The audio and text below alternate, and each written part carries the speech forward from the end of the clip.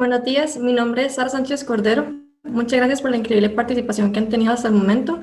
A continuación vamos a dar inicio con la charla denominada CRISPR, revolucionando tratamientos médicos con edición genética, impartido por el doctor Enrique Linciado. El doctor Lin es un científico costarricense, el cual cursó sus estudios de ingeniería física en la Universidad Técnica de Múnich en Alemania y una maestría en biofísica en la Universidad de Cambridge, Reino Unido. Posteriormente, en Estados Unidos, realizó su doctorado en bioquímica en la Universidad de Pensilvania. Ha recibido una serie de becas durante su vida estudiantil, además de ser galardonado en múltiples ocasiones debido a su destacada labor. Sus áreas de investigación científica se han enfocado en el ADN, donde posee más de 11 publicaciones científicas. Actualmente se encuentra realizando su postdoctorado en la Universidad de Berkeley, California, donde labora para el Instituto de Innovaciones Genómicas en el laboratorio de la doctora Jennifer Doudna, la cual es ganadora del Premio Nobel de Química 2020 y es pionera en el campo de edición genética con CRISPR. Por otra parte, el Dr. Lin colabora el equipo técnico para establecer una clínica de diagnósticos en SARS-CoV-2, el coronavirus que causa el COVID-19. Recientemente, ha desarrollado una prueba que permite detectar el COVID-19 en 5 minutos, con el fin de facilitar y agilizar los diagnósticos. Además, el Dr. Lin es cofundador del podcast Caminos en Ciencia, donde cuenta los retos y éxitos y lecciones de cientos de científicos latinoamericanos, los que incentivan el interés de proyectos que amplíen las oportunidades para realizar y expandir las ciencias en Latinoamérica. En caso de que alguna persona tenga alguna pregunta, recuerden que voy a utilizar el botón llamado preguntas y respuestas que aparece en su pantalla. Y al final de la charla se estará dando respuesta hasta donde el tiempo lo permita. Adelante, doctor. Hola, buenos días. Mil gracias por esta oportunidad. La verdad que muy emocionado de estar aquí con ustedes el día de hoy y poder hablar un poquito de mi trabajo en CRISPR, revolucionando tratamientos médicos con edición genética. Y bueno, muy feliz de ser parte de este cuarto simposio nacional de estudiantes de farmacia.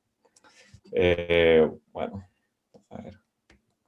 Hoy voy a estar hablando un poquito de qué es CRISPR primero, después hablar un poco de lo que es la terapia génica, lo que ha sido, las lecciones que hemos aprendido de ahí, y bueno, por último hablar un poquito de tratamientos con CRISPR. Pero bueno, empecemos por qué es CRISPR. CRISPR son unas tijeras moleculares que sirven para cortar el ADN y ganaron el Premio Nobel en Química el año pasado. Aquí ven a mi jefa, la doctora Jennifer Doudna, junto a la doctora Emmanuelle Charpentier. Recibieron el Premio Nobel en Química en el 2020 por el desarrollo de CRISPR como herramienta para edición genética. Y es la primera vez que un equipo conformado solo por mujeres gana este premio. La verdad que un momento histórico y que ojalá inspire a muchas niñas y mujeres que sueñan con carreras en ciencia. Ok, CRISPR viene de sus siglas en inglés, de Clustered Regularly Interspaced Short Palindromic Repeats, que quiere decir segmentos de ADN que se repiten y se encuentran en el material genético de muchas bacterias y arqueas, y juegan un rol de defensa y bueno, es la manera en que las bacterias se pueden proteger contra los virus, parecido a como los humanos nos protegemos con nuestro sistema inmune.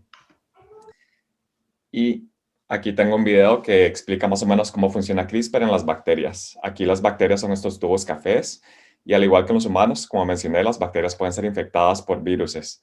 Aquí vemos una infección viral. Estos son virus de todos los colores que vienen a infectar estas bacterias. Aquí vemos un virus rosado que atraca en una bacteria e inyecta su material genético. Y si las bacterias como esta del video tienen sistemas CRISPR, pueden cortar un pedazo de ADN de esta bacteria, de este virus, e incorporarlo en su propio ADN, en un lugar que se llama CRISPR. Y esto es lo que ven aquí. Y bueno, este segmento CRISPR, la verdad, es como una biblioteca o un tipo de memoria que guarda todos los ataques virales que ha tenido esta bacteria. Uy. Bueno, volvimos a empezar. A ver. Aquí está siendo incorporado al lugar CRISPR. Ujú. Y bueno, ante una infección viral, la bacteria va a traducir este segmento CRISPR completo a ARN, conocido como ARN CRISPR que vemos aquí. Y esto contiene información tanto de la bacteria como de los virus que la han infectado. Y aquí también interviene una segunda molécula de ARN muy importante que se conoce como tracer ARN. Y esto fue descubierto por Charpentier. bueno, juntas se pegan a una enzima que se conoce como Cas9 para crear una pequeña máquina que rastrea la célula en busca de secuencias específicas de virus que la han infectado en el pasado. Y si encuentra la secuencia correcta, se puede pegar, como aquí, y crear un corte en el ADN que inactiva el virus. Y de esta manera muy elegante se pueden proteger las bacterias de los ataques virales. Y esta capacidad de poder encontrar y cortar una secuencia específica es justamente lo que se explota para edición genética. En el 2012, Charpentier y Doudna descubrieron que pueden agarrar el ARN CRISPR, aquí en azul, y el tracer ARN, aquí en rojo, que son dos moléculas de ARN individuales, y fusionarlas, lo que se conoce como single guide ARN. Y esto simplifica todo el sistema muchísimo. Y bueno, lo más importante fue que también descubrieron que pueden cambiar la secuencia de el ARN CRISPR, esta parte azul, a cualquier secuencia. Y de esa manera poder decidir o programar cuál secuencia de ADN es reconocida por Cas9 y dónde cortar. Y así nació la edición genética con CRISPR. Y bueno, aquí tengo una pequeña analogía que ojalá simplifique todo esto un poquito. Si pensamos en edición genética en células humanas, en el núcleo de cada célula humana tenemos hasta 2 metros de ADN. Y si le damos copy-paste al genoma humano con sus 3 billones de nucleótidos, cubriríamos más de 1 millón de páginas. Tomen un momento e imaginen 1 millón de páginas llenas de letras. CRISPR tiene la capacidad de encontrar una secuencia de 20 letras dentro de ese millón de páginas y cortar justamente en ese lugar. Y bueno, para mí eso es realmente fascinante y como cortar es el primer paso de editar, esto nos permite hacer de todo en el ADN. Podemos eliminar, introducir, cambiar. Es una técnica muchísimo más barata y eficiente que otros métodos que existían antes. Y por eso también se le conoce como una tecnología democratizante, por lo simple que es utilizarla y lo barata que es comparado a otras tecnologías. Y desde que se desarrolló en el 2012 se ha aplicado a muchísimas aplicaciones y en todo el mundo. Incluso se está utilizando en Costa Rica para investigación. Bueno, aquí tengo otro video que explica cómo funciona la edición genética en una célula humana. En este video vemos primero que Cas9 se puede introducir dentro del núcleo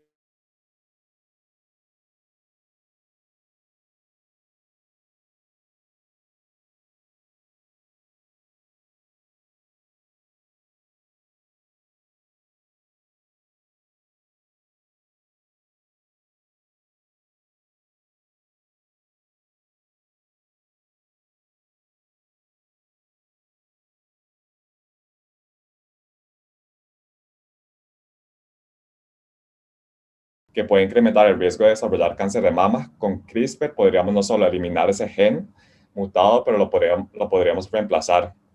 Y bueno, ¿qué se puede editar? Si tiene ADN, se puede editar.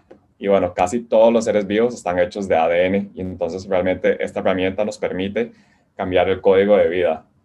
Y hasta el momento se han editado más de 280 organismos diferentes para, por ejemplo, crear plantas que puedan resistir sequías, arrecifes de coral que soportan la acidificación de los océanos, modelos animales de enfermedades humanas e incluso ya hemos comenzado a utilizar terapias novedosas con CRISPR en seres humanos. Pero ya les contaré un poquito más sobre esto. Y bueno, CRISPR es una caja de herramientas con una diversidad de aplicaciones que abre posibilidades completamente nuevas. Y sobre todo en el campo de la farmacología hay muchísimo donde CRISPR puede aportar, por ejemplo, en el desarrollo de nuevas terapias, nuevos medicamentos. Se pueden hacer modelos de células humanas para poder probar estos medicamentos. Ya se han hecho modelos animales de enfermedades humanas también. Y bueno, ya les hablaré un poquito de las terapias directamente donde se utiliza CRISPR, pero también se pueden hacer, por ejemplo, cambios en diferentes especies o comidas que podrían también aportar para mejorar la salud humana.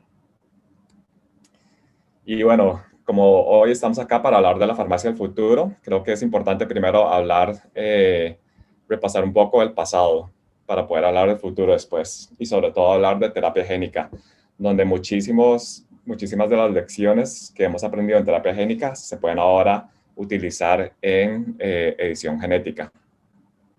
Y bueno, la terapia génica también ha llegado a revolucionar la farmacia, pero ha tenido un camino mucho más largo en el que hemos aprendido muchas cosas. Bueno, en temas de terapias moleculares para cambiar la secuencia o expresión de genes, existen tres tipos específicos. El primero es el silenciamiento génico, donde la meta es reducir la expresión de genes utilizando, por ejemplo, ARN pequeño de interferencia, siRNA o shRNA, hairpin. Después tenemos la terapia génica, donde la meta es suplir el gen defectuoso, introducir el gen en ciertas células o tejidos de un individuo para tratar alguna enfermedad.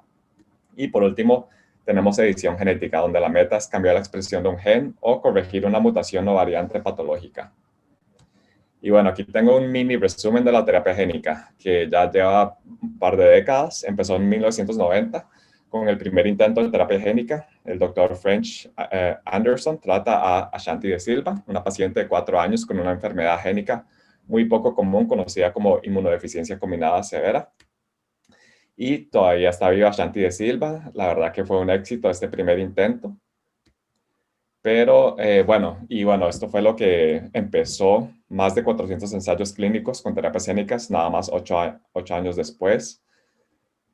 Pero en 1999, Jesse Gelsinger, un paciente de 18 años, muere tras recibir terapia génica para tratar el déficit de OCT, enzima ornitil carbamil transferasa. Y bueno, esto la verdad que detuvo todos estos ensayos clínicos. Jesse sufría una forma no congénita, usualmente menos grave, de la enfermedad que le permitía vivir de forma normal, siguiendo una dieta adecuada y tomando algunos medicamentos. Fue tratado con un vector adenoviral que portaba el gen que contrarrestaba su enfermedad y murió 4 días después como consecuencia de una fuerte respuesta inmune causada por el uso de este vector, lo que llevó a un fallo multiorgánico y muerte cerebral. Y bueno, hay muchas entrevistas con los doctores que llevaron este ensayo clínico y sí, parece que trataron de apresurar todo demasiado. Había mucha emoción alrededor de la terapia génica y entonces no se hizo todo esto con cuidado. Y esto detuvo el campo por muchos años. En 1999 también otra paciente, Jolie Moore, muere de histoplasmosis, una infección fungal, tras recibir un vector AAV2 diseñado para combatir la artritis, bloqueando TNF-alfa. En el 2002, 2 de 4 pacientes desarrollan leucemia y mueren también tras recibir esa terapia génica. Pero bueno, todo empezó a cambiar más o menos en el 2007. El Comité Concejal de ADN recombinado anuncia que la muerte de Jolie Moore en 1999 probablemente no está relacionada con la génica. Y después de esto hubo muchos cambios y empezó a tener más éxito la terapia génica. En el 2008, 28 de 30 pacientes fueron tratados con éxito con AAV para un tipo de ceguera, amaurosis congénita de Leber. En el 2010, 8 de 10 pacientes fueron tratados con éxito para una inmunodeficiencia. En el 2010, también un paciente fue tratado con éxito que tiene beta-talasemia. Y en el 2011, 6 de 6 pacientes fueron tratados con éxito para hemofilia. Y bueno, en el 2017 también todos estos tratamientos empezaron a mejorar aún más. Y aprobaron para CAR-T por la FDA, que son tratamientos para combatir enfermedades hematológicas, sobre todo cáncer. Aquí vemos a una paciente, Emily Whitehead, que ha sobrevivido a leucemia 3 veces y tras recibir este tratamiento no ha tenido cáncer por más de 8 años. Y cómo funciona este tratamiento es sacando células T, editando las células y volviendo a ponerlas en el paciente. Y específicamente este tratamiento lo que hace es eliminar todas las células B y así poder liberar a esta paciente del cáncer. En el 2017 también se aprobó por la FDA un tratamiento que se conoce como Luxturna para tratar distrofia retinal asociada a la mutación RPE65. Y este es Jack Hogan, que tiene una visión 3 veces mejor de lo que tuvo después de este tratamiento. En el 2020, el año pasado, se aprobó Tecartus, células CAR-T aprobadas para tratar recaídas o recidivas de linfoma de células de manto. Y en el 2020 también, muy emocionante, se aprobó Zolgensma, aprobado por la FDA para tratar atrofia muscular espinal. Aquí vemos un paciente con AME, Nathan Yates, que ya es un adulto. Y aquí vemos un paciente, London Wright, el primer paciente en recibir este tratamiento. Y la idea es que si pacientes reciben ese tratamiento antes de los 2 años, pueden llevar una vida casi que completamente normal y desarrollarse casi que completamente normalmente también. Pero bueno, desde el punto de vista farmacológico, uno de los retos más grandes es cómo distribuir estos medicamentos a las células que lo necesitan, cómo introducir transgenes en células. Y existen diferentes estrategias para lograr esto. Aquí tengo 3 de las más utilizadas. Primero es AAV, que es un ADN monocatenario en forma de episoma, que forma un episoma en el núcleo. Tiene un capside viral que determina el tropismo, entonces uno puede más o menos que diseñar cuáles células atacar a través de este capside. Tiene una capacidad de carga un poco limitada. Solo se pueden hacer transgenes que son más pequeños que 4.4, 4000, y tiene una inmunogenicidad moderada. Después tenemos los lentiviruses, que tienen un ARN monocatenario, se integran en el genoma, entonces es una expresión a largo plazo y tienen una capacidad de carga moderada, pero un poco más alta que el AAV. No son inmunogénicas, pero tienen la capacidad de insertarse y crear una mutación no deseada porque insertan en lugares, en cualquier lugar casi del genoma. Y bueno, finalmente tenemos el adenovirus, que es un ADN bicatenario. Tiene la capacidad de carga moderada, parecida a la del lentivirus. Es muy inmunogénica y existe una alta probabilidad que ya hay una inmunidad preexistente. Entonces, al introducir estos tratamientos, el cuerpo podría eliminarlos antes de que lleguen a donde deberían llegar. Y bueno, en cuanto a estrategias de distribución, hay estrategias in vivo y estrategias ex vivo. In vivo sería inyectar directamente en el cuerpo humano. Y aquí, por ejemplo, utilizando estos virus que tienen tropismo para la célula o tejido de interés, así que no infecten otras células que no deberían. Y ex vivo sería isolar las células de interés, tratarlas ex vivo y después seleccionar y volver a meterlas en el cuerpo. Y bueno, ya como les mencioné, existen terapias ex vivo que ya fueron aprobadas por la FDA, Kymera para leucemia linfoide, un vector lentiviral aprobado en el 2017, Yescarta, también linfomas de célula B retroviral, aprobado en el 2017, y Tecartus para recaída recidiva de linfoma de células de manto, también retroviral, aprobado el año pasado. En cuanto a terapias in vivo, existen 2. Esta también la mencioné. Esta Luxturna es para distrofia retinal, es un vector AAV2 y fue aprobado en el 2017. Y Zolgensma, que es para pacientes pediátricos menores de 2 años de edad con atrofia muscular espinal y mutaciones bialélicas en el gen SMN1. Fue aprobado nada más el año pasado. Aquí vemos otro paciente, Malaki Anderson, que también recibió esta terapia recientemente.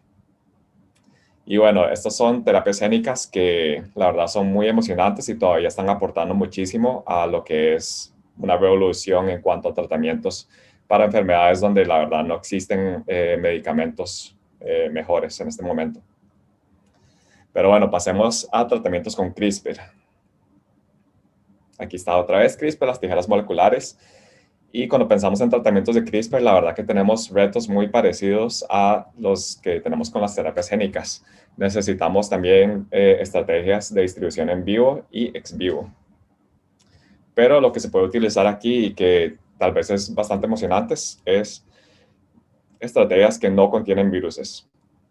Y existen muchas como ventajas para utilizar estrategias no virales, como editores que no persisten en las células por mucho tiempo, baja probabilidad de cortes off-target, son menos inmunogénicos, se pueden aplicar más dosis en vivo porque no son tan inmunogénicas. Y una de las desventajas es que no se puede utilizar electroporación en vivo y las nanopartículas no contienen propiedades inherentes para atacar en células o tejidos específicos como tropismo. Pero bueno, se han desarrollado muchísimas estrategias para poder meter, por ejemplo, Cas9 dentro de las células humanas. Como mencioné, electroporación, se han diseñado diferentes tipos de Cas9, por ejemplo, con estas colas que hacen que tenga una carga positiva, que hace que se meta más fácilmente dentro del núcleo. Se puede usar lipofectaminas, poner lípidos alrededor para que entren más fácilmente. También se han desarrollado estrategias un poco menos convencionales, como utilizando oro y nanopartículas.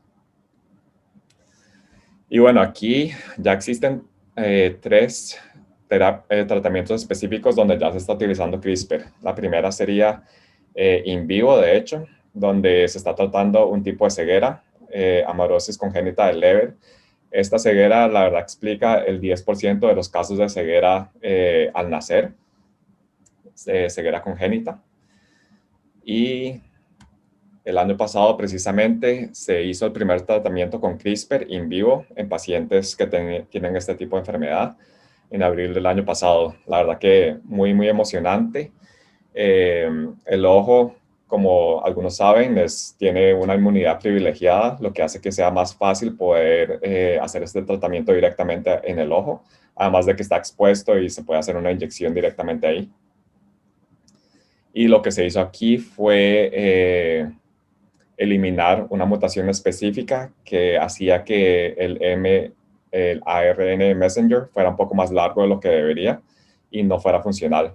Y bueno, a través de CRISPR se elimina este pedazo donde está esta mutación y esto puede llevar a que tengamos un ARN messenger completamente normal. Bueno, después otro campo donde se está utilizando esto muchísimo y es ex vivo son las anemias de células falciformes o beta-talasemia, donde se pueden extraer las diferentes células y se pueden hacer tratamientos directamente antes de poner las células de vuelta en el cuerpo. La anemia de células falciformes específicamente es una enfermedad donde los glóbulos rojos tienen una forma un poco abnormal, donde no son redondas, sino que tienen una forma un poco más alargada y esto puede llevar a que haya muchos como bloqueos en las vías sanguíneas y pues, los pacientes tengan muchos derrames, por ejemplo, y tienen muchos dolores, tienen que ir al hospital varias veces al año. Y bueno, en el 2019, la paciente Victoria Gray, que ven aquí, fue una de las primeras pacientes aquí en Estados Unidos en recibir un tratamiento CRISPR. Ella tiene anemia de células falciformes. Antes de este tratamiento tenía que ir al hospital varias veces y desde que recibió este tratamiento no ha tenido que volver para recibir estos tratamientos. La verdad que algo súper emocionante. Hay muchas entrevistas con esta paciente, así que les recomiendo que las busquen, donde ella habla un poquito de que antes no podía ni montarse en un bus o un avión porque tenía miedo de tener una recaída y desde que recibió este tratamiento con pandemia y todo, ha empezado a viajar y hacer otras cosas. La verdad que muy, muy prometedor este tratamiento. Y bueno, aquí lo que se hace también es eliminar un enhancer que controla la expresión de hemoglobina fetal. Esta es una hemoglobina que está durante el desarrollo del feto, pero deja de estar cuando somos adultos. Y lo que quieren hacer con este tratamiento es hacer que esta hemoglobina fetal vuelva a aparecer en el adulto y pueda sustituir un poco la hemoglobina que tiene la forma un poco más alargada. Y precisamente esto es lo que se ve en los pacientes que reciben este tratamiento, donde empiezan con una hemoglobina que es la hemoglobina S, que es la que es más alargada, y después de recibir este tratamiento por 4 meses, ven que la mitad de las hemoglobinas que tiene este paciente ya son hemoglobina fetal, que tiene la forma normal. Y en otros pacientes, por ejemplo, en el paciente 1, vemos que aquí en azul la hemoglobina fetal es la mayoría de la hemoglobina en este paciente después del tratamiento tras 15 meses. Y aquí otro paciente, el paciente 2, tiene casi también por completo hemoglobina fetal nada más después de 5 meses. Así que muy emocionante también. Y bueno, finalmente los tratamientos con células T para tratamientos de cáncer. Bueno, los tratamientos CAR-T, que son tratamientos donde se extraen células T del paciente. Se puede utilizar después CRISPR para cambiar estas células, editarlas. En el caso de este estudio específico, se elimina PD1, el receptor PD1, y también se elimina el receptor de la célula T normal. Y se mete un nuevo receptor diseñado contra ciertos tipos de cáncer. Aquí vemos también otro esquema de lo que se hace. Se sacan las células T que tienen su propio receptor T y el PD1. Se puede entonces utilizar CRISPR en este momento aquí para eliminar estos receptores. Después se utiliza un vector lentiviral para introducir el nuevo receptor que ven aquí en anaranjado y después de eso se vuelve a meter en el paciente y estos nuevos células T pueden encontrar las células cancerígenas y eliminarlas utilizando nada más el sistema inmune del paciente. Bueno, y creo que aquí es muy importante mencionar que se han hecho diferentes controles para ver, por ejemplo, que Cas9, estas proteínas editoras, no estén presentes una vez que las células vuelvan a entrar al paciente y se ve que se eliminan tras nada más 6 días de estar preparando estas células, por ejemplo. Y bueno, eso es más que todo los tratamientos de CRISPR que se han hecho hasta ahorita. La verdad es muy emocionante porque CRISPR como editor genético nada más apareció en el 2012 y desde entonces ya se está utilizando para tratamientos médicos en personas. Creo que es un récord en cuanto a tiempo desde descubrimiento a tratamiento. Pero bueno, solo hay 3 hasta ahora y hay muchos que están planeados. Hay muchos tratamientos futuros. Quería mencionar nada más uno específicamente hoy, que es editores de base, donde tenemos la proteína Cas9 otra vez, pero esta es un dCas9, que es dead Cas9, una Cas9 que no puede cortar directamente, pero mantiene la capacidad de poder ir a lugares específicos en el genoma. Y lo que han hecho aquí es agregar unas deaminasa, que es una maquinita, una enzima, que lo que hace es convertir C en U y esto después se convierte en una T. Entonces podemos cambiar nada más una base única de C a T en casi que cualquier lugar dentro del genoma. Y también se ha desarrollado lo mismo para editar A a G. Y esto es muy importante porque si vemos las variantes patogénicas en los humanos, hay ya más de 30.000 que han sido identificadas. El 48% de estas variantes se podrían corregir, pudiendo convertir A en G. Y bueno, esto ya se ha desarrollado, ya se está empezando a utilizar en modelos animales, todavía no en humanos. Aquí, por ejemplo, tenemos un estudio que se ha hecho en primates, donde quieren editar utilizando editores de base una proteína que se llama PKSK9, que está presente en la sangre y tiene una actividad endoproteasa. Es muy importante para regular el metabolismo del colesterol. Entonces, lo que se sabe es que hay mutaciones que hacen que no funcione muy bien y se acumule muchísimo el colesterol en estos pacientes, hipercolesterolemia. Pero lo que ven es que se puede inyectar este editor de base en los monos, es lo que se ha hecho, y se ve que casi que el 67% de todo el hígado de este mono tiene la edición genética. Y no solo eso, también se ha demostrado entonces que después de recibir este tratamiento, estos pacientes, bueno, estos primates, tienen una reducción muy grande del nivel de colesterol en su sangre. Así que parece que está funcionando. Una de las preocupaciones con tratamientos CRISPR es que se edite algo que no debería editarse, no especialmente porque lo que reconoce CRISPR son secuencias de 20 nucleótidos y con lo largo que es el genoma humano se podrían repetir o haber secuencias muy parecidas en diferentes partes del genoma. Entonces lo que demostraron en este estudio es que no, que nada más parece que se editó el lugar donde ellos querían editar y no hubo otros lugares.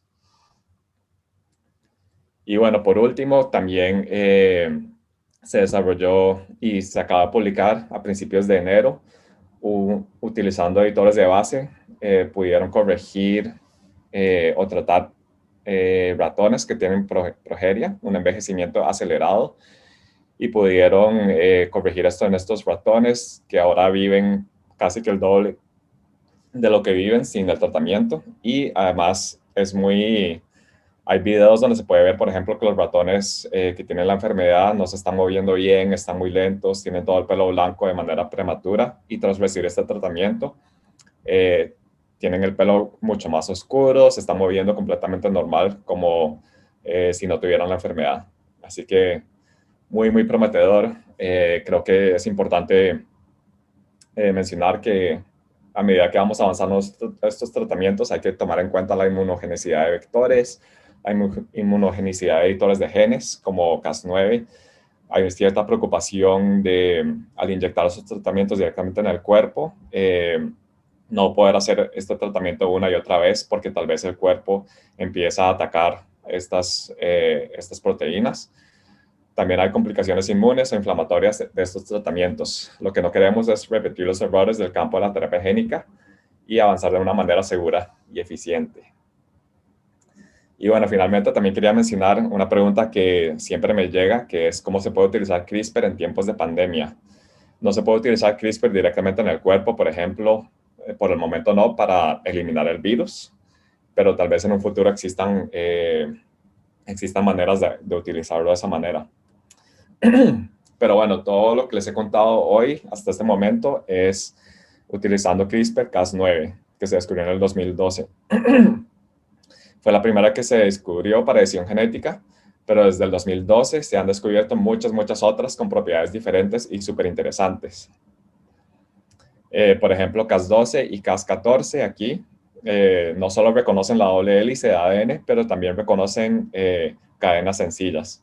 Y bueno, Cas14 es mucho más pequeña que Cas12, entonces podrían imaginarse que esto puede ser tal vez mejor para tratamientos directamente en el cuerpo. Cas13, por otro lado, en vez de reconocer ADN, reconoce ARN, entonces abre posibilidades completamente diferentes. Y bueno, algo que tienen en común estos tres sistemas también es que tienen un efecto colateral que se puede utilizar para la detección y el diagnóstico. Aquí tengo un esquema que explica más o menos cómo funciona el efecto colateral con Cas13, por ejemplo. Una vez que Cas13 reconoce la secuencia que está buscando, el target RNA, pasa de un estado inactivo a un estado activo. Y una vez que está activada, puede cortar todo el ARN que ve de manera indiscriminada en su estado activo. Y bueno, esto es muy parecido en Cas12 también, pero con ADN. Y se cree que en bacterias esto tal vez pueda ser un mecanismo en el que la bacteria comete un suicidio para proteger a la población. Pero bueno, también hay maneras en que las bacterias pueden modular este efecto colateral y no siempre llevar a que dejen de crecer. Aquí, como les mencioné, tenemos a la Cas endonucleasa que se activa una vez que encuentra su target y que activa también el efecto colateral. En Cas12, el efecto colateral corta hebras sencillas de ADN y en Cas13 corta ARN. Y bueno, si tenemos una muestra, por ejemplo, aquí con la secuencia que queremos cortar, entonces podemos amplificar este material inicial y después agregar unas ondas de detección que son muy parecidas a las de Tacman con un fluoroforo y un desactivador. Y por el efecto colateral, una vez que se activan estas endonucleasas al encontrar la secuencia que están buscando, pueden empezar a cortar todo de manera indiscriminada y liberar este fluoroforo que empieza a fluorecer y nos da una señal que nos indica que esta muestra tiene lo que estamos buscando. Y justamente esto es lo que se ha aprovechado con el coronavirus actual. Esta es una imagen de la compañía Mammoth Biosciences aquí en San Francisco que utiliza Cas12 con guías de ARN que identifican dos secuencias virales y un control y pasan por un proceso de amplificación isotermal LAMP y después agregan las moléculas Cas12 y estas ondas para detectar a través del efecto colateral si las muestras del paciente tienen SARS-CoV-2 o no. Y funciona un poquito como una prueba de embarazo con flujo lateral y detección del ELISA. Y así es como se ha podido utilizar CRISPR para la detección de SARS-CoV-2. Entonces, no directamente en el cuerpo, pero por lo menos se ha podido utilizar para diagnóstico. Y bueno, finalmente, con CRISPR creo que es necesario también hablar un poquito de ética y moral, porque en las manos equivocadas esta técnica podría utilizarse para cosas peligrosas. podemos editar ADN, pero ¿qué deberíamos editar? Por ejemplo, hay mucha discusión sobre si deberíamos editar células germinales, donde los cambios que introduzcamos se puedan pasar a futuras generaciones. Hay muchas preguntas alrededor de si se deberían modificar diferentes plantas o frutas. Y bueno, también hay muchas preguntas sobre si se deberían editar insectos. Una de las cosas que se pueden hacer con CRISPR es, por ejemplo, eliminar poblaciones completas de insectos. Y se ha propuesto esto para eliminar los vectores, por ejemplo, de dengue o de malaria. Pero no sabemos muy bien qué va a pasar con los ecosistemas si fuéramos a utilizar esto de esta manera. Así que hay muchas preguntas que todavía quedan por hacerse. Y bueno, especialmente porque se pueden heredar estos cambios. Es importante, tal vez como sociedad, hablar un poquito de cómo se deben regular estas tecnologías, cuáles límites deberíamos poner, qué es realmente necesario en términos médicos y qué podría ser más como diseño de bebés. Por ejemplo, hay mucha gente que quiere escoger el color de los ojos de sus hijos o la altura. Creo que es un momento importante ahorita de decidir qué es necesario y qué es nada más como diseño y no necesario y tal vez hasta peligroso en humanos. Y bueno, finalmente quería mencionar que en todos estos campos, en la investigación básica, en la medicina, en la agricultura, campos donde la farmacología juega un rol muy importante también, las posibilidades son infinitas con CRISPR. Y para mí, como científico en este campo, empezando, es realmente muy emocionante y hay tantas posibilidades. Y para culminar, también quería mencionar mi podcast, que ya lo mencionaron anteriormente, Caminos en Ciencia. Si ustedes están interesados en carreras en ciencia, les recomiendo este podcast. Hablamos con científicos de toda la región de cómo han llegado a ser científicos y cuáles retos han tenido durante todo su camino. Así que los invito a que busquen el podcast y lo escuchen. Y bueno, yo sé que cubrí demasiados temas hoy, pero es que hay tanto de qué hablar en CRISPR y quería darles un poquito de todo. Si tienen preguntas ahorita o más adelante, con gusto me pueden contactar al email que tengo aquí. Me pueden contactar también por Twitter, por Facebook y por LinkedIn. Gracias. Muchas gracias al Dr. Lin. Ahora vamos a resolver las preguntas que han sido realizadas por el público a lo largo de la charla. Tenemos una pregunta realizada por Martín Ramírez que dice, gracias doctor, ¿en su laboratorio utilizan además de Cas9 alguna otra proteína asociada a CRISPR y para qué casos? Sí, de hecho, en el laboratorio donde estoy, una de las áreas más importantes es descubrir nuevas proteínas asociadas a CRISPR. El año pasado publicamos, por ejemplo, Cas5, que es un tipo de CRISPR que es mucho más pequeño, pero todavía continuamos buscando nuevas y más variantes diferentes. Es importante, por ejemplo, si pensamos en que tal vez CRISPR pueda llevar a que el cuerpo ataque tratamientos CRISPR en el futuro. Se necesitan diferentes variantes para poder hacer diferentes tratamientos donde se ocupen más de una dosis, por ejemplo. Muchas gracias. Ahora tenemos otra pregunta de Luis Hernández. Dice, buenas tardes. Primero que nada, muchísimas gracias por traer ese tema tan apasionante al simposio. La pregunta sería, ¿cuáles son los retos a sobrepasar para lograr masificar las terapias génicas y con ello conseguir bajar los costos de las mismas y que sean más accesibles para todas las personas que lo necesiten? Bueno, creo que uno de los retos más importantes es poder desarrollar terapias génicas universales. Ahorita las que se han aplicado son terapias que son muy, muy personalizadas, donde se tienen que hacer las células para cada paciente específicamente y esto hace que sean muy, muy costosas. Pero creo que estamos moviéndonos poco a poco más hacia poder desarrollar terapias que se pueden utilizar en todos los pacientes independientemente de cómo sea cómo se vea su ADN específicamente. Muchas gracias. Ahora tenemos una pregunta de un espectador anónimo que indica lo siguiente. ¿Qué reto supone el uso de estas tecnologías desde el punto de vista de la bioética? Bueno, muchísimo. Sí, creo que es importante recalcar que en el 2018 en China un científico utilizó CRISPR para modificar células germinales y modificaron embriones donde nacieron dos personas que tienen cambios con CRISPR. Y entonces ya no es nada más algo teórico, sino que es una realidad y es importante hablar ahora y decidir desde ya qué es bioético, qué es donde se debería aplicar estas tecnologías y en dónde podría ser peligroso. Ok, perfecto. Muchas gracias, doctor. Tenemos otra pregunta anónima que dice, buenas tardes, ¿por qué en vivo no se puede utilizar la electroporación? Ujú. Sería un poco complicado, por ejemplo, tener acceso a órganos o tejidos específicos para poder electroporalizarlos. Entonces, no se ha tratado hasta el momento de hacer ese tratamiento de manera local. Creo que sería también difícil no afectar tejidos alrededor del lugar donde uno quiere. Entonces, por el momento es, creo que hasta peligroso tal vez utilizar esas tecnologías.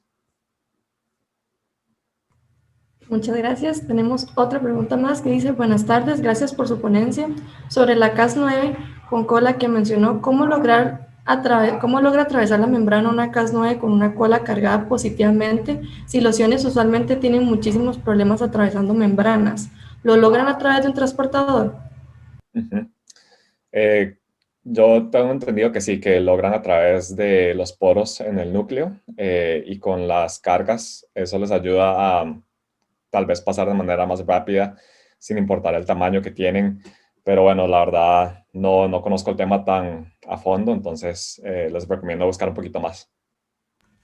Muchas gracias. Ahora tenemos otra pregunta anónima que dice, ¿qué tan lejos está de implementar esta tecnología en Costa Rica? Ujú. Ya se está utilizando CRISPR en Costa Rica, creo que sobre todo en la agricultura. He hablado un poquito con personas en la UCR, en la UNA, donde están tratando, por ejemplo, tomates, tal vez café. Y creo que una de las cosas que quería implementar el doctor Román Macaya es utilizar tratamientos CAR-T como Kymera, los que mencioné antes, en Costa Rica. Y están tratando de llevar eso desde hace un par de años. Ojalá se pueda implementar pronto. Muchas gracias. Tenemos otra pregunta anónima que dice, ¿el CRISPR para identificar el SARS-CoV-2 es usado? Si es así, ¿en cuál o cuáles países se utiliza? Ujú. No sé si se está utilizando de manera amplia. Se está utilizando definitivamente aquí en Estados Unidos. Nuestro laboratorio, por ejemplo, ya lo está empezando a utilizar en nuestra clínica de diagnósticos. Lo estamos empezando a implementar.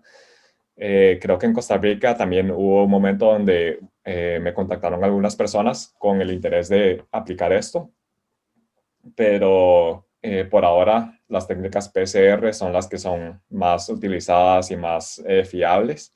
Entonces todavía falta para poder empezar a aplicar esto de manera amplia, pero creo que se podría utilizar para futuras pandemias, ojalá que no hayan, pero si hubieran, podría utilizarse esto. Muchas gracias. Tenemos otra pregunta anónima. Dice, hola, buenas tardes. ¿Se podría desarrollar investigación en CRISPR en Costa Rica? Sí, sí se podría. Y la verdad que una de las cosas que a mí me fascinan de CRISPR es lo barata que es y lo fácil de utilizar que es. Entonces, creo que en Costa Rica se podría utilizar fácilmente. Muchas gracias. Ahora tenemos más que todo un comentario de María Fernanda Corrales, donde dice, mi intervención es para felicitarlo por tan valiosa y novedosa charla.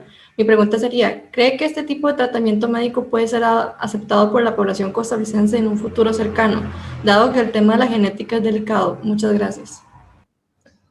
Sí, creo que es un poquito complicado, pero he visto encuestas recientes donde hablan sobre la aprobación en temas de ciencia en Costa Rica y donde gran parte de la población, la verdad, que cree en ciencia.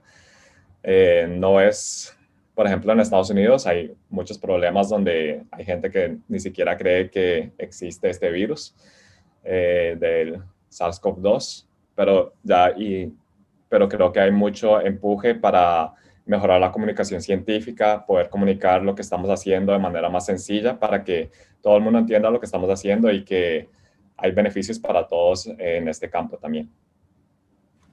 Muchas gracias. Tenemos otra pregunta anónima que dice, como estudiante es increíble ver cómo se puede llegar tan lejos. ¿Cómo logró llegar a donde está? Un orgullo. la verdad que aplicando a muchísimos programas y becas, me dijeron que no en casi todas, pero solo se necesita una para seguir adelante. Así que les recomiendo que apliquen muchísimo, que no se den por vencidos y que sí, que van a haber muchísimos no, pero hay que seguir. Muchísimas gracias a todos por sus preguntas. También agradecerle al doctor Lin por su tiempo y su disposición de traernos el día de hoy este interesante tema. Es un honor para todos nosotros tenernos aquí. Muchas Gracias gracias. por tenerme. Muy amable, hasta luego. Ahora vamos a tener un espacio para el almuerzo y volveremos a la 1:30 p.m. Muchas gracias a todos.